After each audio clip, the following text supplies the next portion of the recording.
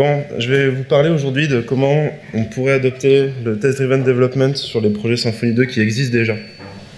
Parce que maintenant, après cette conférence, vous saurez peut-être, et j'espère, le faire sur des projets, donc vous le ferez sur les prochains, mais le plus dur, c'est de le faire sur des projets qui existent. Donc, tous les jours, on corrige, on refactorise et on crée du code, parce qu'on est des développeurs, c'est notre mission. Et on a toujours peur d'introduire des bugs. C'est la peur de tous, je pense. Et on se dit toujours si seulement il y avait de bons tests. Et je vais vous aider à régler ce problème. On va adopter le TDD ensemble. Je me présente vite fait, je m'appelle Benjamin. Je travaille chez Theodo, je suis Technical Team Manager. Ça claque. Vous pouvez me trouver sur GitHub et sur Twitter, à ces adresses. Je fais des trucs des fois plutôt intéressants, j'espère.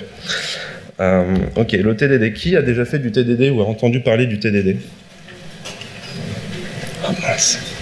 Bon, j'ai pas le droit de me tromper alors. Donc TDD, ça veut dire Test Driven Development, pour ceux qui... Enfin, Test Driven Development, oui. Pour ceux qui ne le savaient pas. Le but du TDD, d'après Ron Jeffries, c'est d'écrire du code propre qui marche. Voilà. C'est ce qu'on aimerait tous faire dans la vie, mais parfois on écrit du code, bon, plus ou moins propre, qui ne marche pas du tout. Mais bon, la plupart du temps, ça marche quand même plus ou moins bien. Le TDD, c'est un mantra en 3 étapes. La première étape, qu'on appelle RAID, c'est d'écrire un test simple qui échoue. Ça paraît bête, mais c'est la première étape. Il faut que le test échoue quand on écrit un test. J'ai oublié de poser une question. Qui n'a jamais fait de test unitaire? Vous savez ce que c'est? Bon, merci. La deuxième étape, le green, c'est d'écrire le minimum de code possible pour faire passer le test uniquement.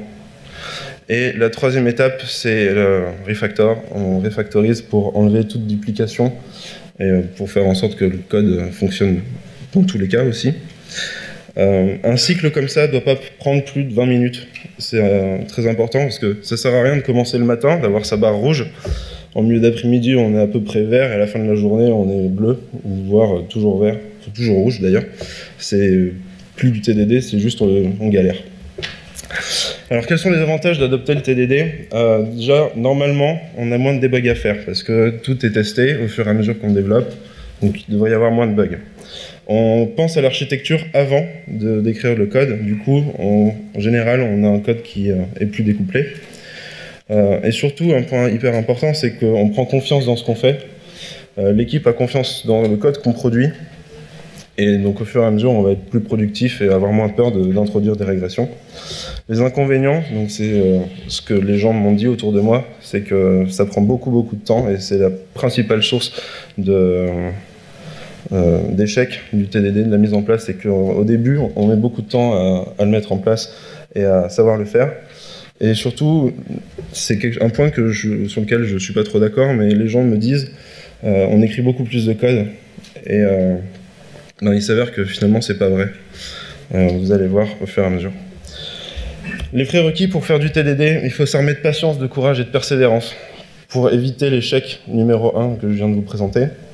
Il faut que les tests soient intégrés continuellement, donc utiliser Jenkins ou Travis ou d'autres choses pour exécuter les tests souvent, parce que sinon ça sert à rien d'écrire des tests pour que personne les exécute, sinon on ne sait pas s'ils plantent ou pas. Il faut que l'exécution complète des tests soit extrêmement rapide. Je vais vous donner une bonne astuce pour les découpes, faire qu'ils soient plus rapides, faire en sorte qu'ils soient plus rapides. Et surtout, accorder autant d'importance au test qu'au code que vous écrivez. Il faut que la qualité du test soit aussi irréprochable que le code que vous écrivez. C'est-à-dire qu'il faut qu'il soit lisible, compréhensible du premier coup, et que vous ayez les mêmes conventions quand vous écrivez un test que quand vous écrivez du code. Donc ça, c'est la théorie. Un petit peu de pratique vite fait. Donc on va faire une suite de Fibonacci ensemble, en PHP. Bon, le code est discutable, hein, c'est quelque chose que j'ai fait vite fait. Une suite de Fibonacci, on commence par écrire le test. Donc on instancie une nouvelle classe Fibonacci, et la première chose, c'est qu'on asserte que 0 vaut bien 0. Enfin, Fibonacci de 0 vaut bien 0. Bizarrement, c'est rouge. La barre est rouge. C'est tout simplement... Alors, première étape, normalement, il devrait y avoir une erreur de compilation, parce que la classe Fibonacci n'existe pas. Deuxième étape, c'est rouge. Donc je vous ai pas mis la première, mais je vous mets directement la deuxième, parce que nul ne vaut pas 0. Donc on va écrire le minimum de code pour faire passer ce test. Le minimum de code, c'est de retourner 0. Cette pratique, on appelle ça le fake it. Dans le test-driven development, c'est juste de faire semblant que le code marche. Donc le code marche, puisque le test là, nous le dit, on a une barre verte. Donc on va passer à la deuxième étape. On n'a pas de refactoring à faire, il n'y a pas de duplication de code. La prochaine étape, c'est à nouveau avoir une barre rouge. Donc on rajoute un deuxième test qui asserte que le Fibonacci de 1 vaut 1. Et là, on introduit une première duplication et on a une barre rouge. Le minimum de code pour le faire passer, c'est de faire en sorte que si la valeur vaut 0, on retourne 0, le cas d'avant. Si la valeur vaut autre chose que 0, on retourne 1. Et on a une barre verte.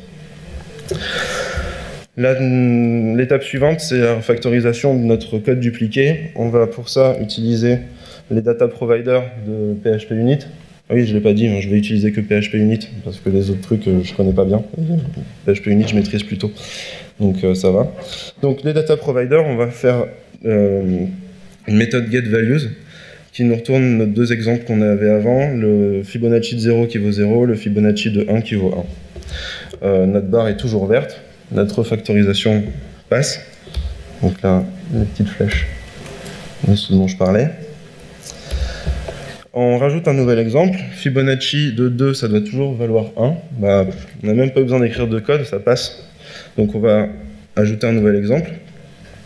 Et par triangulation, on va arriver à un exemple qui échoue, où Fibonacci de 3, Fibonacci de 3 vaut 2. Et là, ça plante. Donc on écrit le code qui va bien. On a vu que Fibonacci de 2 vaut 1, donc on met une condition, si la valeur est inférieure à 2, on retourne 1, sinon on retourne 2. Et par refactorisation, on se dit Fibonacci de 2, c'est 1 plus 1, etc., etc. Et on arrive à la formule finale de Fibonacci de value de moins 1 plus Fibonacci de value de moins 2, la vraie formule de Fibonacci, à un test qui passe. Et là, on pourrait rajouter un troisième exemple, un quatrième exemple. Normalement, ça devrait faire l'affaire.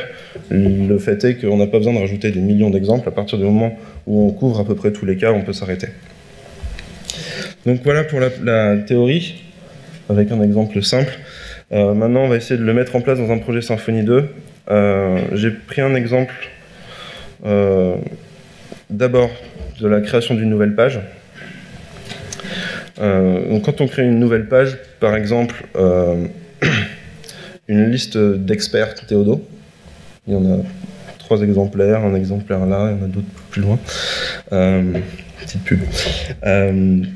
On va donc créer une page où on liste tous les membres de Théodo sur cette page. Et pour ça, on va se faire du coup des requirements, enfin des choses qu'on veut. On veut récupérer les experts dans une base de données, créer un template qui affiche la liste. Créer un contrôleur et ajouter une nouvelle route. C'est ce qu'on fait en général quand on fait une page dans Symfony 2, enfin c'est classique. Mais on va dresser une test list de choses qu'on veut tester pour réaliser ça. La première chose qu'on va tester, c'est quand on va avoir créé notre page, le code retour HTTP de la réponse sera 200, c'est le minimum. Ça nous permet de savoir que si un jour quelqu'un rajoute quelque chose et que la page retourne une 500, il aura fait quelque chose qui nous casse notre page et c'est mal. La réponse contiendra une liste, donc un ULLI, et le nombre de LI sera égal au nombre d'experts dans notre base de données. Donc, première étape, vous l'aurez deviné, je crée le test. Donc là, vous avez un test fonctionnel basique. On crée un client, on fait une requête GET sur une route, on asserte que la réponse est un code 200 et qu'il y a plus de 1 élément dans le LI. Donc le type que je vous montre là, c'est de grouper vos tests par type de test. Donc là, j'ai fait un groupe functional, ce qui permet ensuite d'exécuter que ces tests-là dans PHP Unit.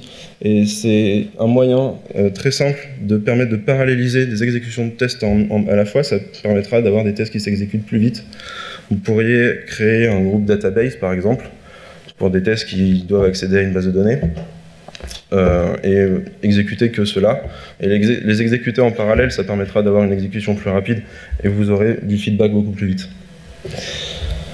Donc l'exécution de ce test nous donne ce résultat.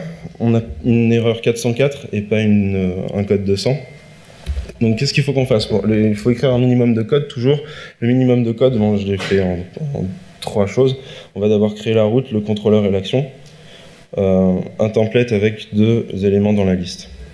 Donc la route en annotation, le contrôleur l'action, et notre HTML, enfin notre template Twig, où on met 2 experts Théodo, et notre test passe au vert. Donc là on est content, c'est génial. Juste, on a dit qu'il fallait que les choses soient dynamiques et que... Enfin, c'est juste logique, il faut que ça soit dynamique, donc on va refactoriser ça. On va créer un tableau d'experts dans notre contrôleur, le passer au template et dynamiser le template. Donc là, on a un for expert in experts et notre barre est verte, notre factorisation a fonctionné, on est content. Donc regardons la liste de ce qu'on avait à tester. On a testé le code retour, on a une liste dans notre réponse et juste, il nous reste le nombre de LI qui doit être égal au nombre d'experts qu'on a dans la base de données. Alors, rarement, on a des données de base quand on fait des tests. On utilise rarement une base de prod. Je vous le déconseille, en tout cas. Du coup, on utilise ce qu'on appelle des fixtures. Je pense que tout le monde, si vous avez fait du Symfony 1, vous connaissez déjà pas mal les fixtures. Mais en Symfony 2, il y en a aussi. Il y a Doctrine Fixtures Bundle qui utilise une librairie Doctrine qui s'appelle Doctrine Fixtures qui permet d'avoir des fixtures. Il y a Monsieur François Zaninotto, il est peut-être à côté, qui a créé une super librairie qui s'appelle Faker qui permet de créer de fausses données. Typiquement une fausse adresse email valide, une URL, des dates, tout un tas de choses, des noms, des prénoms, des adresses, des latitudes, longitudes. Et Jordi Bogano c'est comme ça que ça se prononce, Nelmio, qui a créé Alice, qui utilise à la fois Faker, qui peut se coupler avec les fixtures de Doctrine Fixtures Bundle, et tout ça pour créer des choses dans la base de données rapidement. Donc, pour écrire dans notre base de données, comme on a dit qu'on voulait pas une base de prod, et surtout on veut que les tests aillent vite, je vous propose d'utiliser SQLite. Donc dans le dossier de config de Symfony 2, vous avez un fichier qui s'appelle config_test.yml, où dedans vous pouvez configurer tout un tas de choses pour les tests. Donc voici typiquement une configuration possible pour les tests qui ont accès à la base de données en YML. Donc on utilise SQLite, on donne un nom à notre base de données qui sera Symfony, et on lui dit de la mettre dans le cache dans database.db. Donc une fois qu'on a mis en place tout ça, on a installé nos librairies, on a configuré notre base, on va rajouter cette petite fonction dans notre test qui permet de générer le schéma à chaque fois qu'on lance le test. Donc c'est assez simple, on récupère les métadatas des classes grâce à l'entity manager de Doctrine. On utilise la classe SchemaTool pour supprimer la base d'abord si jamais elle existe et la recréer. Et comme ça, on a une base toute prête dans SQLite et c'est pratique. C'est exactement ce qu'on voulait. Du coup, comment on utilise les fixtures? Avec tout ce code, donc je vais le détailler. Première chose que vous voyez, c'est la méthode getExperts qui nous retourne un tableau. Donc ça, c'est une syntaxe mélangée de Faker et d'Alice. Donc ici, on crée 5 experts. Donc voilà, on a déjà, en 4 lignes, on a écrit 5 experts, c'est assez pratique. Et ensuite, on utilise les formateurs Faker pour créer des prénoms, des noms, des usernames. On aurait pu utiliser des adresses email, etc. Du coup, ça va nous créer 5 experts avec des données. Et comment on les load? Simplement en utilisant Alice. Alice va nous transformer ces experts en objets Symfony, en entités, et va nous persister les entités toutes seules, puisqu'on lui a passé juste avant l'entity manager. Du coup, dans notre base de données, là, on a déjà 5 experts, et on peut écrire d'autres codes. Donc là, c'est encore une étape de refactorisation, on continue. Dans notre refactorisation, dans notre contrôleur, on va décider maintenant qu'il est temps d'aller les chercher dans la base de données. Du coup, ça c'est du code que si vous faites du Symfony 2, vous connaissez. On récupère le repository d'experts, on les récupère tous et on les passe au template. Et ça passe. Donc là, on a bien fait en sorte d'avoir un code retour de 100, une réponse qui contient une liste, toujours, et le nombre de LI est égal au nombre d'experts dans la base. Vous remarquerez, je reviens un tout petit peu en arrière, que la commande, c'est PHP unit, il n'y a pas de... Enfin, je lance tous les tests à chaque fois. C'est très important de lancer tous les tests à chaque fois pour voir si on n'a pas en même temps cassé un autre à côté plus loin. C'est primordial de savoir qu'on n'a rien cassé quand on écrit un autre test, sinon ça ne sert à rien. Mais vous pouvez aussi compter sur l'intégration continue que vous aurez mis en place, qui vous le dira si vous avez cassé quelque chose. Donc là, je ne vous ai pas montré des choses folles. Le plus intéressant, et si vous êtes là aujourd'hui, c'est pour savoir comment on fait sur du code existant. Je vous comprends. Donc pour réutiliser du code existant, je vais prendre un exemple. Donc c'est toujours la même idée d'application, on a des experts, donc on oublie ce qu'on a déjà fait, on n'a plus de tests, on n'a plus rien, on n'a plus que du code existant où il y a ça. Le cauchemar de toute personne qui fait du Symfony 2 et qui a déjà ouvert un contrôleur de plus de 100 lignes, où on fait à la fois la création du formulaire dans le contrôleur, on sauvegarde l'expert dans le contrôleur, il y a tout un tas d'autres choses qui se font, on peut créer des comptes sur différents services pour qu'ils aient un compte sur Google Apps, pour avoir un Gmail, etc. Et le template qui existe déjà, et évidemment, on n'a pas de test sur tout ça. Donc si ça se trouve ça marche, si ça se trouve ça ne marche pas, on ne sait pas. Donc qu'est-ce qu'on va tester d'abord? On va d'abord commencer par tester l'existant quand on veut rajouter quelque chose. On va tester qu'on affiche la liste et le formulaire qui sont dans le template et qu'on sauvegarde bien un nouvel expert. Et nous, ce qu'on voudrait, au final, c'est réutiliser l'existant pour créer une page d'édition d'experts, par exemple. Donc là, on avait la liste et l'édition dans une seule page, enfin surtout la création dans une seule page, et on voudrait réutiliser le code qui fait la création pour éditer un nouvel expert.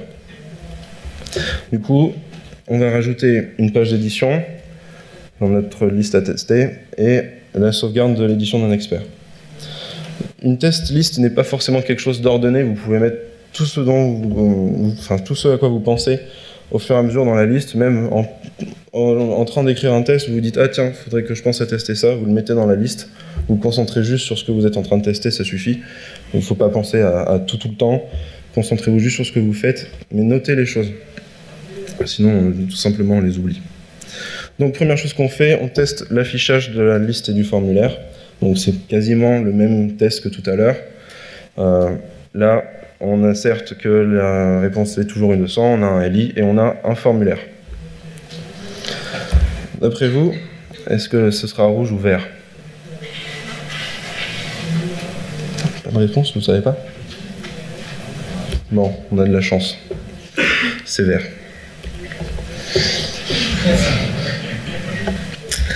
Mais ne faites jamais confiance à du code que vous écrivez après sur du code que vous n'avez pas écrit vous-même.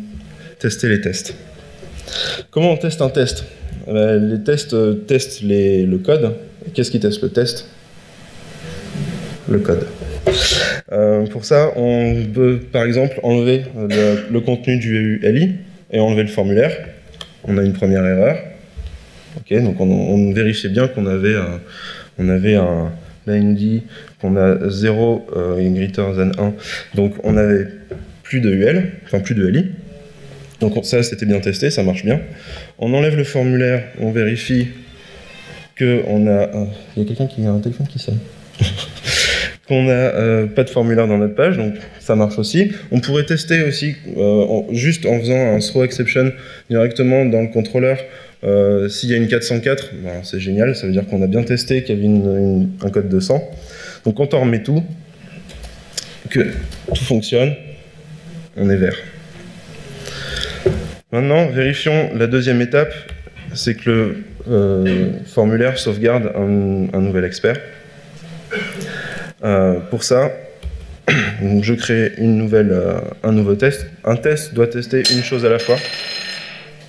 Un test teste une chose à la fois, donc là juste avant on testait qu'on avait des choses dans la page, là on va tester que quand on poste le formulaire, on a bien ce à quoi on s'attendait, c'est-à-dire une réponse 302, parce que si vous faites F5 et que vous resoumettez toujours la même chose, vous aurez plein de fois le même expert. Pas cool.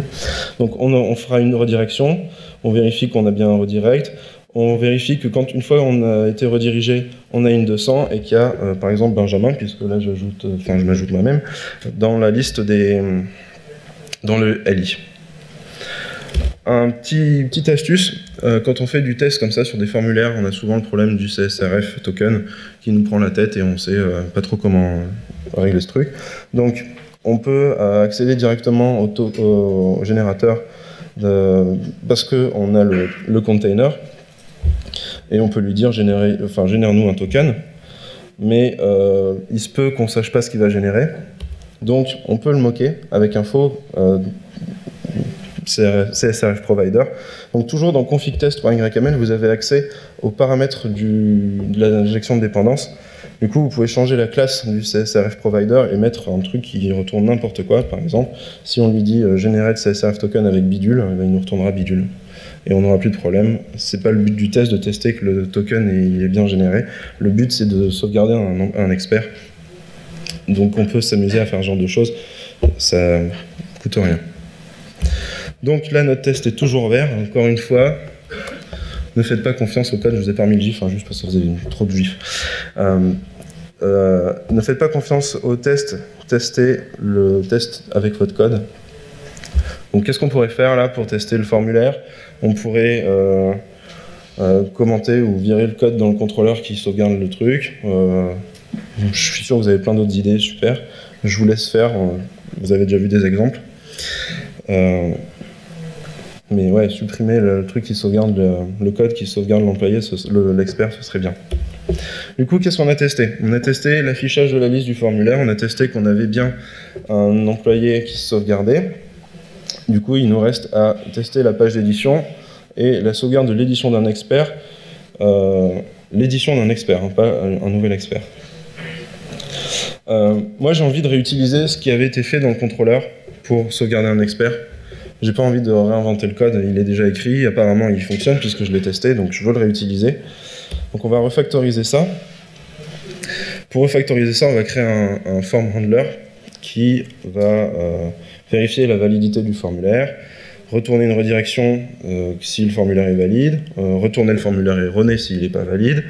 On va prendre les données de la request, la mettre dans le formulaire pour à la fin sauvegarder l'entité qu'on avait mis dans le formulaire, etc. Donc on veut tester tout ça. Donc première chose que je fais mon test. Vous aurez compris qu'on fait le test toujours avant. J'espère que c'est ce que vous aurez retenu de tout ça. Donc, notre premier test, on va tester que le handler retourne le formulaire erroné. C'est le test le plus simple. J'ai commencé par ça parce que c'était juste le plus simple. Vous remarquerez que je fais un mock de form interface. Et vous allez vous dire, mais qu'est-ce que c'est qu'un mock? Vous savez ce que c'est qu'un mock? Qui sait ce qu'est un mock? Ok. J'ai été prévoyant, j'ai fait une définition. Un mock est un objet qui simule un autre objet et permet de contrôler les interactions avec l'objet testé. Alors, Fabien serait là, il m'aurait dit, tu aurais dû faire une citation de Wikipédia, je pense que c'était mieux. Moi, j'ai préféré inventer un truc. Du coup, un mock, c'est un faux objet, tout simplement, qui permet de vérifier tout un tas de choses, donc des interactions avec l'objet qu'on veut tester. Typiquement, l'objet qu'on veut tester, nous, c'est le form handler. Le mock, c'est l'objet form. On veut tester, par exemple, qu'on appelle certaines méthodes. Donc, on va vérifier que ces méthodes sont bien appelées. On va pouvoir spécifier les valeurs retournées par certaines autres méthodes. Par exemple, des getters, on va pouvoir lui dire tu vas retourner cette valeur ou ce tableau, exécuter un callback, j'en sais rien, on peut faire plein de trucs. Et vérifier les paramètres qu'on envoie à cette méthode aussi. Ça peut être très pratique, par exemple, vérifier que ce qu'on enverra quand on génère une route, par exemple, c'est bien le nom de la route. Et on pourrait vérifier que ce qui retourne, c'est la bonne route. Bon, ça fait plus partie du mock. Voilà. En PHP Unit, faire des mocks, c'est la galère, donc je vous propose d'utiliser d'autres trucs. Dans la présentation, j'utilise PHP Unit, parce que j'ai utilisé que ça jusque-là. J'ai vite fait tester Mockery. Bon, j'ai pas réussi à faire le mock du form interface avec Mockery, parce que c'était bizarre. Donc Mockery, a priori, est pas mal, et Fake, qui est une autre librairie pour faire uniquement des mocks, et paraît-il aussi très bien. Donc là, je vous ai mis l'erreur de compilation. C'est le premier résultat qu'on est censé avoir. Quand on écrit un test, la première chose qui se passe, c'est que la classe n'existe tout simplement pas. Donc on a une erreur comme ça. Du coup, le minimum de code pour que ça passe, c'est qu'on écrive cette classe. Et dedans, je vais directement retourner le formulaire. C'est le minimum de code pour vérifier que notre handler retourne le formulaire avec nos erreurs. Et notre barre est verte. Génial. Très bien, donc ça c'était le premier test, tester que le formulaire était erroné et qu'il était retourné. Deuxième test, on va tester que quand on soumet un formulaire valide, il est valide, et qu'on a une redirection après avoir fait des choses. Encore une fois, l'ordre dans lequel vous testez les trucs n'a pas vraiment d'importance, c'est l'expérience que vous comprendrez comment on fait. Là, j'ai décidé de vérifier juste la validité du formulaire et retourner une redirection. On aurait pu choisir autre chose. C'est juste que juste avant, j'ai vérifié qu'il n'était pas valide. Donc, on a toujours notre request et notre mock de formulaire. Pardon. On va créer avec notre mock. On va dire à notre mock qu'on s'attend à ce que la méthode isValid soit appelée une fois. Donc c'est ce qui va nous permettre de tester que le formulaire est valide. Comme on peut spécifier à notre mock des valeurs de retour des méthodes, on va lui dire tu vas nous retourner true. Comme ça on est sûr que notre formulaire est valide. Ensuite on crée le handler, on appelle la méthode handle en passant le form, la request. On asserte que la réponse retournée par le handle sera une redirect response. Donc deuxième étape, retourne une redirection, et que l'URL sera expert. Ça, c'est nice to have. Mais c'est là où on voudrait rediriger à la fin. Du coup, évidemment, la chose qui retourne, c'était un formulaire jusque-là. Donc si on lui dit, on s'attend à ce que tu aies une redirect response, il va nous dire, non, c'est pas possible, tu me demandes pas les mêmes trucs, donc ça marche pas. Du coup, le minimum de code, c'est d'appeler le form isValid, et de retourner une redirect response. Le test est vert. Donc du coup, on a fait exactement ce qu'on voulait, le form est valide, on gère ce cas, on retourne une redirection quand ce form est valide, on est OK avec nos tests. On va refactoriser, parce que jusque-là, on a fait 2 tests et on a écrit 2 fois la même chose. On a écrit qu'on avait une request et un mock de formulaire qu'on appelait le handler et qu'on faisait une méthode handle. Nous avons un cas de force majeure de duplication. Il faut qu'on réagisse. Du coup, on va utiliser la méthode setup de PHP Unit. Cette méthode, elle est appelée à chaque fois qu'une fonction, enfin une méthode test est exécutée. Du coup, on va y mettre la création du handler à cet endroit. Ça va déjà nous enlever une première ligne. Et on en fait une propriété de notre test. Ensuite, la création du mock était un peu longue, 3 lignes, 4 lignes pour avoir un faux objet. C'est soit 4 lignes, soit 6 arguments dans la méthode. Donc moi je préfère faire 4 lignes, je comprends mieux ce que j'écris. Du coup, on crée une méthode getFormMock qui nous retournera le mock du formulaire. Et du coup, voici le résultat. Et là, vous allez me dire, mais il y a encore de la duplication. Je vais vous dire oui. Mais l'idée, c'est que là, la request et le form, ils sont spécifiques au contexte de chaque méthode. Du coup, il n'y a pas vraiment d'intérêt de les mettre ailleurs, de les écrire ailleurs, puisque l'utilisation se fait juste en dessous dans la méthode handle. Donc du coup, on ne va pas aller plus loin. C'est pas une bonne idée. Après notre factorisation, nos tests passent toujours. Ouf, on est content, on n'a pas cassé quoi que ce soit, tout va bien. Et là, vous sentez qu'on prend confiance dans ce qu'on écrit là. on est plus serein dans ce qu'on fait. C'est un des avantages. Ok. Ensuite, dans notre test, toujours de la soumission, la successful form submission, on va vérifier qu'on bind le formulaire avec la request, ce qui va nous permettre de récupérer les données qu'on avait dans la request pour les mettre dans le formulaire et dans l'objet qui est dedans. Donc, on fait un appel à... On va dire au formulaire qu'on s'attend une fois à ce que la méthode bind soit appelée, avec un paramètre qui sera identique à l'objet request qu'on a écrit juste au-dessus.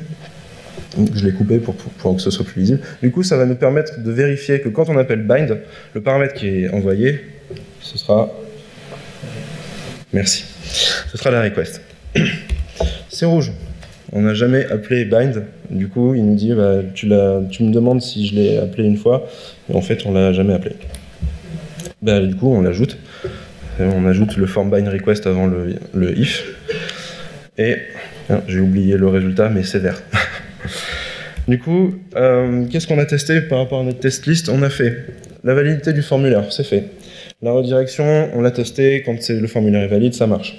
Quand le formulaire est erroné, on a vérifié qu'on avait bien le formulaire, ça marche aussi. Et on a fait le bind avec la request, ça marchait aussi. Là, ce qu'on n'a pas fait, c'est jusque-là la sauvegarde de l'entité, encore. Et il y a quelque chose que vous avez peut-être remarqué, c'est que j'ai écrit en dur /expert dans la redirection. C'est pas génial si jamais un jour on change la route, bon c'est pas très conseillé, mais si un jour on change la route, qu'elle va autre chose, ben on n'aura plus qu'à réécrire le truc. Du coup je vous propose d'injecter le routeur. Comme ça, ce sera dynamique, juste on aura le nom de la route écrit en dur, mais au mieux ça que l'URL écrite en dur.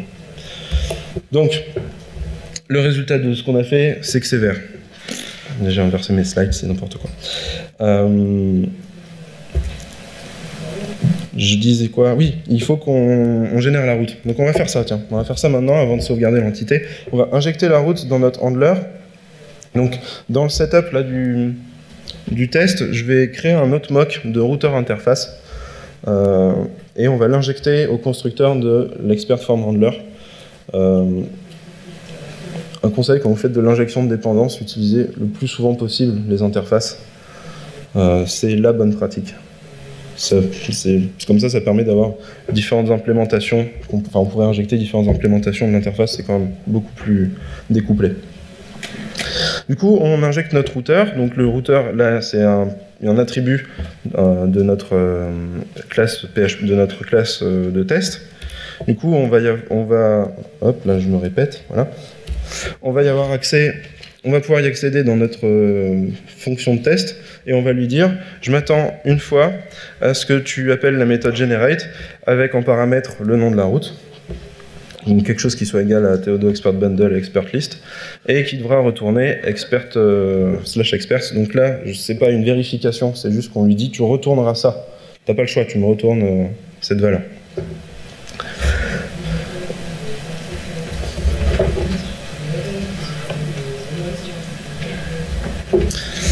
Aïe. On va accélérer un petit peu. Du coup, la valeur de tout ça, c'est que notre test est rouge, parce qu'on n'a pas encore appelé la méthode generate. Du coup, qu'est-ce qu'il faut qu'on fasse? Première chose, on va faire l'implémentation de l'injection du routeur dans notre form handler. Ouais, ça, c'est simple. Et appeler la méthode de generate du routeur directement juste en dessous du if, où on a URL égale, et on remplace le /expert par cette valeur. Notre test est vert, donc c'est top. On a encore une étape en plus dans notre TDD qui est validée. Donc voici la liste. Il ne nous reste plus qu'à sauvegarder l'entité du formulaire. J'ai souvent vu des gens qui bootent le kernel dès qu'ils ont besoin de l'entity manager. Et je ne comprends pas pourquoi on fait ça, si ce n'est juste parce que c'est plus simple. Et encore plus simple, c'est de le moquer. En disant n'utilise pas le constructeur parce qu'en fait il attend un truc, je crois que c'est la connexion. Du coup, on va le moquer sans utiliser le vrai constructeur et on va l'injecter à notre form handler, ce qui va nous permettre de de sauvegarder l'entité. Donc là, on l'injecte. Dans notre test, on va rajouter 3 choses. On va vérifier qu'on appelle la méthode getData du formulaire et qui va nous retourner l'expert qu'on crée juste au-dessus. Ensuite, on va vérifier que quand qu'on va appeler une fois la méthode persist de l'entity manager, parce que vous savez, on fait persist, entity manager, persist de l'objet, et ensuite on flush. Donc on va lui dire, il faut que tu appelles au moins une fois la méthode flush. GetData retournera un expert, cet expert sera persisté et flushé. Pour l'instant c'est rouge. Pourquoi c'est rouge? Parce qu'on n'a jamais appelé la méthode persist. Les messages ils sont assez explicites, c'est plutôt pratique. Donc PHP Unit pour ça est bien fait. Donc on va injecter notre entity manager dans le form handler. Donc voilà, on en fait une propriété, on l'injecte dans le constructeur, on le set à notre propriété. Une fois qu'on a ça, on n'a plus qu'à écrire le code, this manager persist form getData, this manager flush. Donc on persiste l'employé, enfin l'expert en fait, j'ai oublié de changer, et on le flush. Et du coup, là, notre barre est verte. Donc on a vérifié toutes nos conditions, on a vérifié tous nos items de notre liste, et maintenant on pourrait faire l'édition de l'expert en TDD, et on est super content.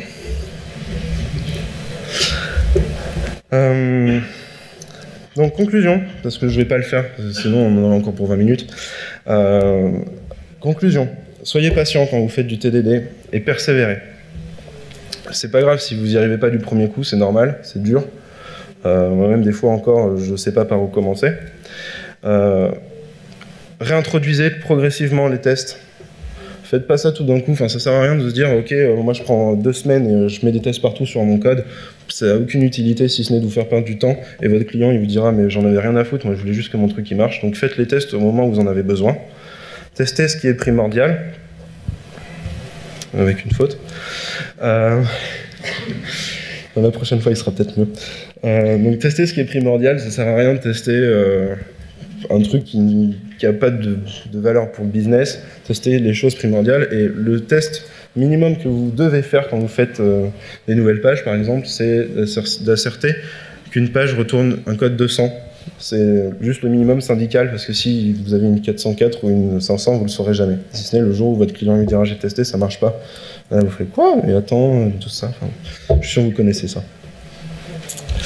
Et utilisez le TDD, enfin refactoriser, corriger et créer les nouvelles fonctionnalités en TDD.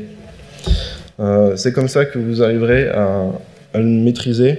Voilà, typiquement, l'autre jour, j'avais un bug avec des données que je connaissais pas. Du coup, j'ai dumpé ces données, je les ai mises dans mon test. J'ai lancé le test et là, j'ai fait ouais, effectivement, ça passe pas. J'ai pu le corriger comme ça en faisant du TDD. J'ai vérifié par tout ce qui se passait. Et c'est vraiment, vraiment hyper bien parce que vous avez vraiment confiance dans ce que vous faites et vous n'êtes pas là à vous dire attends, mais si j'enlève cette ligne, qu'est-ce qui va se passer? Je sais pas quoi. Enfin, vous êtes serein quand vous faites des corrections. Voilà, je vous remercie. J'espère que vous avez des questions. Je vais mettre le code de tout ça sur GitHub après, et après ce sera sur SpeakerDeck. Et si vous voulez en savoir plus, je serai certainement à la clinique Théodo, que vous avez peut-être vu, qui est en haut. Voilà.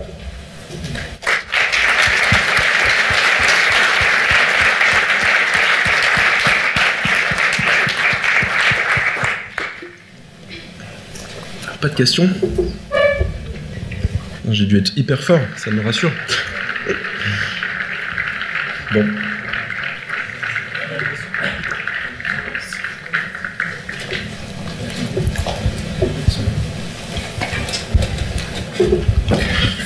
En fait, c'était pour savoir si ça a vraiment un intérêt de garder des fixtures quand on a créé un test justement qui fait une page d'édition et qui donc nous permet de tester directement tout le workflow en fait de. Ah, très bonne question. Je reviens. Tac, tac, tac. Je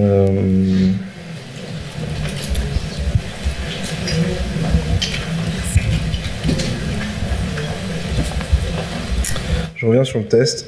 Ouais, c'est celui-là. Tu vois, il n'y en a plus.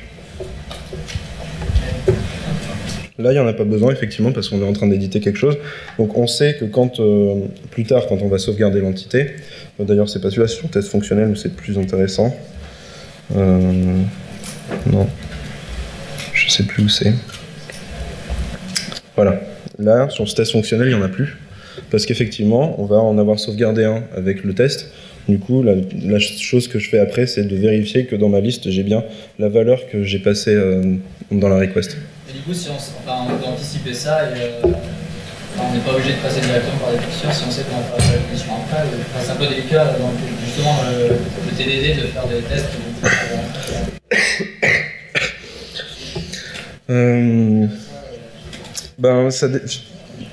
Moi, j'ai mis des fixtures parce que le premier test que je fais, il est un peu plus loin. Le premier test que je fais, c'est de vérifier l'affichage. Donc, je vérifie que j'ai bien plein d'objets et que j'ai bien une liste de ces choses-là. Donc là, j'ai besoin de fixtures pour vérifier ça. Là, comme je sauvegarde quelque chose, on n'a plus besoin. Mais ça dépend des cas d'utilisation. Tu peux ne pas en avoir besoin. Vous faites ça réellement dans vos projets, ouais. C'est vraiment par étape, affichage, et puis après, ouais. Là, surtout qu'on teste l'existant au départ. Comme tu testes l'existant, tu as besoin d'avoir des données.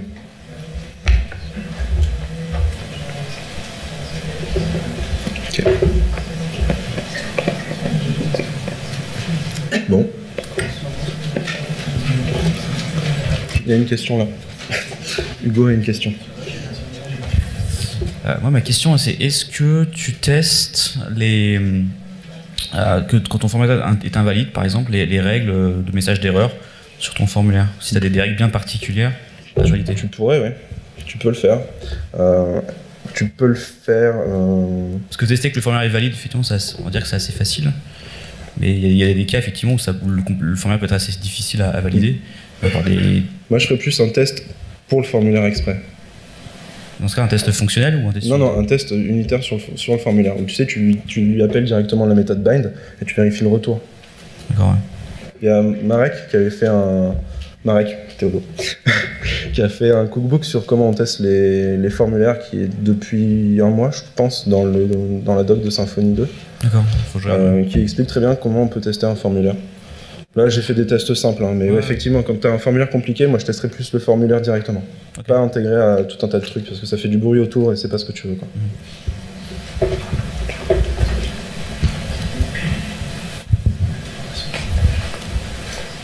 Non, c'était pas le là. Ah mince. Ok, bon, je vous remercie.